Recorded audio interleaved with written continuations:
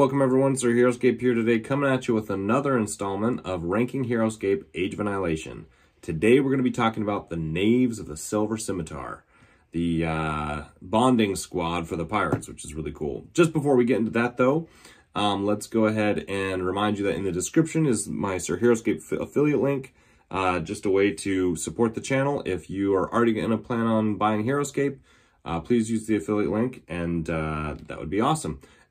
Again, you can buy both the pre-orders for October, the Wave 2, or you can get Wave 1. In fact, they had just announced, I think it was yesterday, that they do have some secret stock, as it were, back in for while supplies last. Apparently, Renegade was able to find some extra stock, or maybe people returned items, or maybe some of the items were never picked up, or whatever the case is. They do have some left in stock, so check it out on the website. You may be able to get your sets if you missed it the first time around.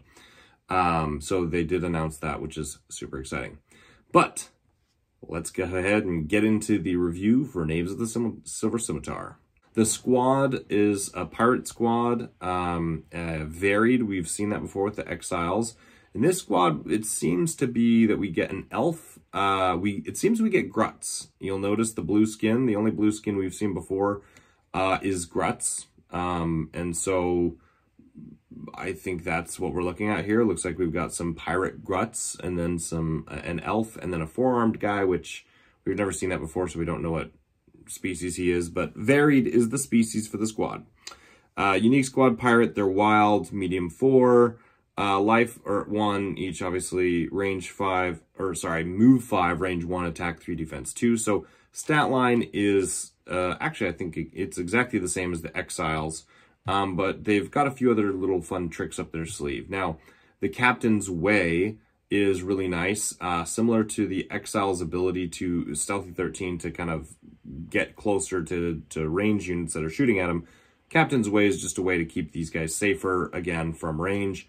They get an extra defense dice against non-adjacent attacks when their captain is nearby. Pretty straightforward. So they go from defense 2 to defense 3, which actually is quite significant. So definitely useful. Captain's orders, it's bonding. Except that it's really nice because they can choose a captain or a pirate hero.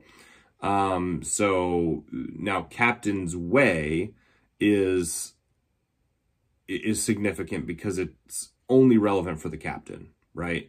So you can bond with a pirate hero, any other pirate hero you have, but that pirate hero isn't a captain, and so he's not giving you the bonus of the Captain's Way. So that's interesting there, where you can get a captain and a pirate hero in the same army to bond with these guys, but Captain's Way is the only thing, it can only be activated by the captain. Okay, First Assault is just like when we've seen before in Valgard. If they weren't engaged at the beginning of the turn to the figure they're attacking, they get an extra attack dice. This, again, is really quite good. You go from attack 3 to attack 4. If you're on height, attack 5. And again, if you're not even on height, it's just 4 figures hitting for 4 dice on a First Assault. Now, something that people don't think about with what makes this unit actually fill its points is disengage, and the combination between disengage and First Assault. The reason why that's so good is because I can run up, engage, attack a few figures. Now, normally First Assault now becomes inactive, because if I'm attacking a figure that I just engaged my next turn, I don't get that bonus because I'm starting engaged to that figure. Now, for a squad, again, you're like, well, I'm not going to disengage because then I die. Well, these guys have disengage, which means if they run up to attack some figures, they can then switch around. So this guy on the end can switch over, disengage, and attack this guy on the end. This guy can switch. So they can all just switch targets. So they can just run in, attack, and then switch targets on their next turn, which is super useful and pretty potent when you think about it. Again, kind of a shark squad, and can be used on a turn 3, turn 1 initiative switch. And also, again, they're pirates, so they go with EJ1M. So EJ1M, again, can throw an order marker 3 on these guys. They bond with a captain. They run in. They get First Assault. Boom, boom, boom. Get attacks. you know, the next round. If you win or lose initiative, you can kind of decide how you play that. But if you win initiative, boom, you can do turn 1 on these guys. They bond with a captain or pirate, and then they're doing first assault again. But they're disengaging from opponents to get first assault on other targets. So quite significant. And I'm, you know, I wouldn't say terribly impressed with their overall output so far with my playtesting, just because that 2 defense is pretty weak, especially when you're up against melee. But for 65 points, it's a 4-figure squad. Not horrible. Honestly, even without a bonding captain, I've used them as filler before, where I was just like, I've got 65 points. I get 4 figures. They have decent enough stats. And in an end game where you don't have really anything left, and this is what you've got left, you're still getting 4 activations, 4 attacks, and first assault's super significant, right? You can really blow stuff up in the end game.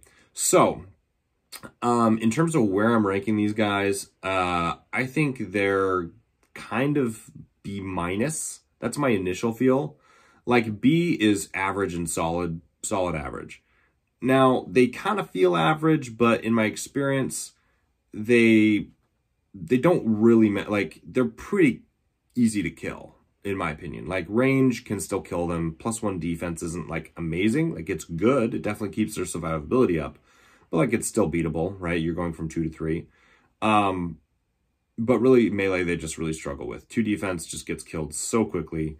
And it really lowers their efficiency turns, because even though they're bonding with a hero, like, you know, if you get hit first and you lose 1 or 2 figures, you're just not doing a lot on your turns, and then it makes it really hard to get another turn on them when there's just when they die so quickly. So I'm going to sit them at B- at the moment.